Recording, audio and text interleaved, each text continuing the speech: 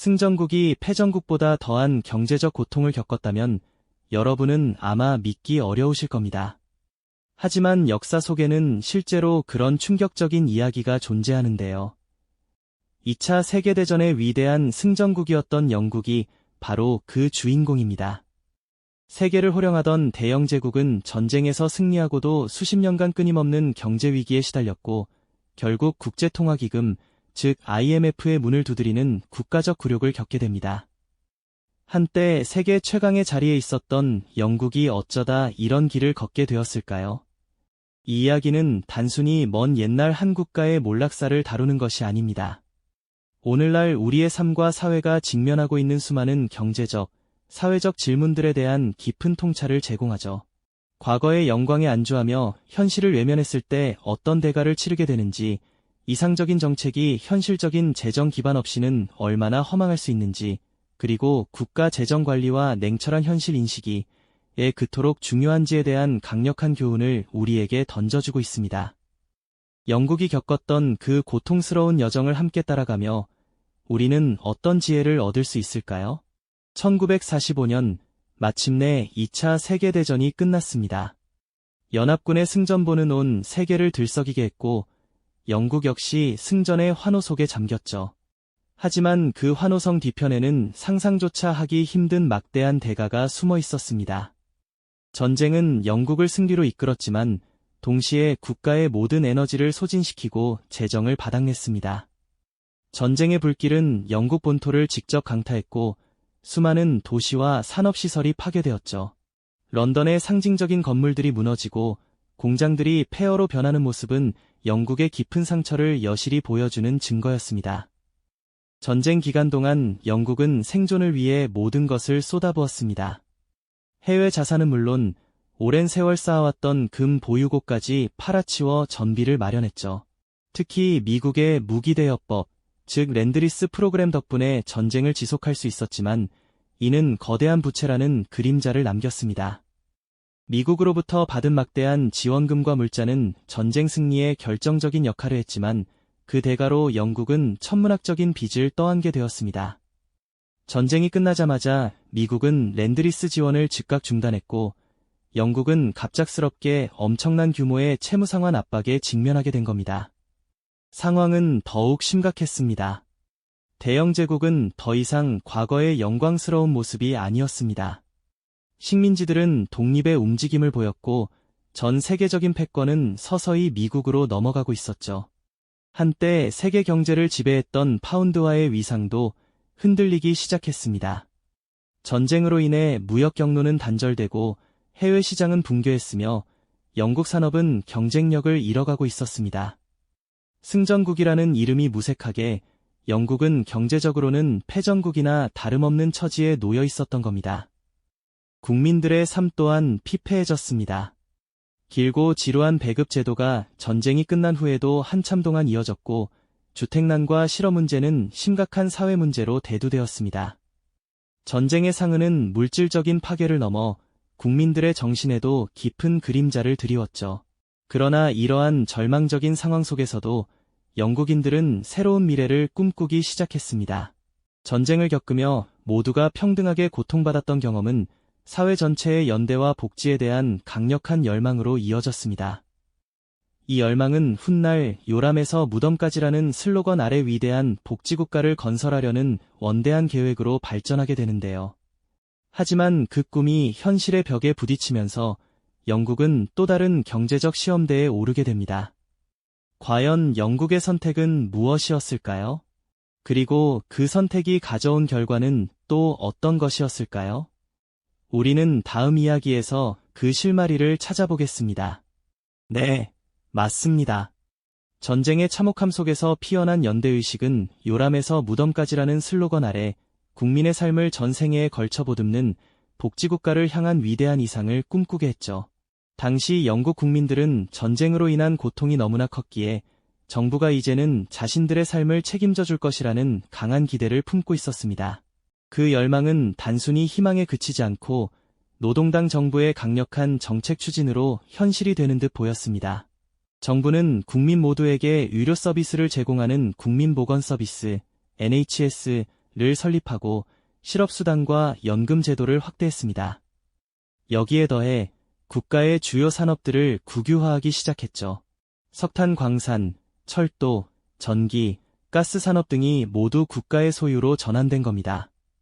이는 단순히 경제 시스템의 변화를 넘어 모든 국민이 평등하게 자원을 공유하고 혜택을 누려야 한다는 사회주의적 이상을 구현하려는 시도였습니다. 전쟁으로 피폐해진 상황에서 국가가 직접 나서서 기간 산업을 재건하고 고용을 창출하겠다는 의지도 담겨 있었죠. 하지만 이러한 원대한 계획은 만만치 않은 대가를 요구했습니다. 전쟁으로 이미 막대한 빚을 진 상황에서 대규모 복지 지출과 국유화된 산업의 운영 비용은 고스란히 국가 재정의 부담으로 돌아왔습니다. 마침이 빠진 독에 물 붓기처럼 아무리 채워 넣어도 감당하기 어려운 재정 적자의 늪에 빠져들기 시작한 겁니다. 이상적인 정책들이 현실의 냉혹한 경제 법칙에 부딪히면서 영국은 서서히 위기감에 휩싸이기 시작했죠. 특히 영국 경제의 발목을 잡았던 것은 파운드화의 위상이었습니다. 한때 세계 기축통화 역할을 했던 파운드화의 가치를 지키기 위해 영국은 고정환율 제도를 고수하려 애썼습니다. 하지만 이는 마치 거대한 댐의 물을 억지로 막고 있는 것과 같았죠. 국제시장에서 파운드화의 실제 가치는 계속 하락하는데 정부는 인위적으로 높은 환율을 유지하려다 보니 무역 적자가 눈덩이처럼 불어났습니다. 영국의 상품은 비싸지고 해외 상품은 상대적으로 저렴해지니 수출은 줄고 수입은 늘어나는 악순환이 반복된 겁니다. 결국 파운드화의 가치는 지속적인 압박을 받으며 반복되는 외환 위기, 이른바 스털링 위기를 겪게 되죠. 마치 두 개의 작은 균열이 생기기 시작한 것처럼 말입니다. 이러한 경제적 어려움 속에서 1956년에는 국가적 자존심에 큰 상처를 남기는 사건이 터지는데요. 바로 수에즈 운하 위기였습니다. 이집트의 나세르 대통령이 수에즈 운하를 국유화하겠다고 선언하자 영국과 프랑스는 이스라엘과 연합하여 군사행동을 감행합니다. 오랫동안 영국의 중요한 통상로이자 제국의 상징이었던 수에즈 운하를 포기할 수 없었던 거죠. 하지만 이들의 행동은 국제사회, 특히 미국의 강력한 반대에 부딪히게 됩니다.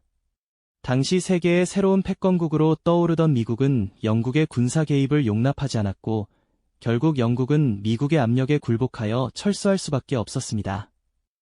이는 대영 제국의 위상이 더 이상 예전 같지 않다는 것을 전 세계에 여실히 보여주는 굴욕적인 순간이었죠. 정치적으로도 경제적으로도 영국은 큰 타격을 입게 됩니다. 수에즈 운하 위기로 인해 영국의 국제적 영향력은 크게 약화되었고 이는 경제에도 부정적인 영향을 미쳤습니다. 재정 적자는 더욱 심화되었고 국유화된 산업들은 비효율적인 운영과 고비용 구조로 인해 국제 경쟁력을 잃어갔습니다. 마치 녹슨 기계처럼 과거의 영광에 안주하며 변화에 둔감했던 영국의 산업들은 활력을 잃기 시작한 겁니다. 한때 세계를 지배했던 해가 지지 않는 나라라는 수식어가 무색하게 영국은 점차 유럽의 병자라는 오명을 얻기 시작하는 암울한 시기로 접어들게 됩니다. 복지국가의 이상은 높았지만 그 이상을 떠받칠 현실적인 재정 기반이 점차 무너져 내리고 있었던 거죠. 과연 영국은 위기를 어떻게 헤쳐나가려 했을까요? 그리고 그 선택이 가져온 결과는 또 무엇이었을까요? 영국은 수에즈 운하 위기로 국제적 위상이 꺾이고 경제적 어려움이 가중되는 상황 속에서 또 다른 거대한 파고를 맞이하게 됩니다. 1970년대에 들어서면서 전 세계를 강타한 오일 쇼크는 이미 휘청거리던 영국 경제에 결정타를 날렸죠. 마치 심장이 약해진 사람에게 갑작스러운 충격이 가해진 것처럼 에너지 가격의 폭등은 영국 산업의 혈액순환을 완전히 멈추게 할 지경이었습니다.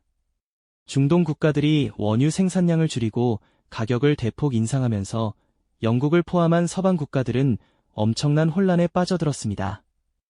특히 영국은 산업 전반에 걸쳐 석유 의존도가 높았기에 그 타격은 상상을 초월했죠.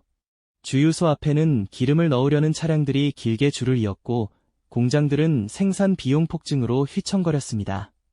물건값은 천정부지로 치솟아 슈퍼마켓 진열대에는 가격표가 매일 바뀌어 붙는 진풍경이 연출되었고 서민들의 지갑은 점점 더 얇아져 갔습니다. 하지만 문제는 여기서 그치지 않았습니다. 통화량은 늘어나는데 생산 활동은 위축되는 기이한 현상, 즉 스태그플레이션이 영국 경제를 옥죄기 시작한 겁니다.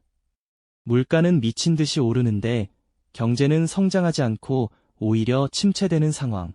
실업률은 걷잡을 수 없이 치솟았고 수많은 사람들이 일자리를 잃고 거리로 내몰렸습니다. 국가 전체가 깊은 수렁에 빠져드는 듯한 불안감이 엄습했습니다.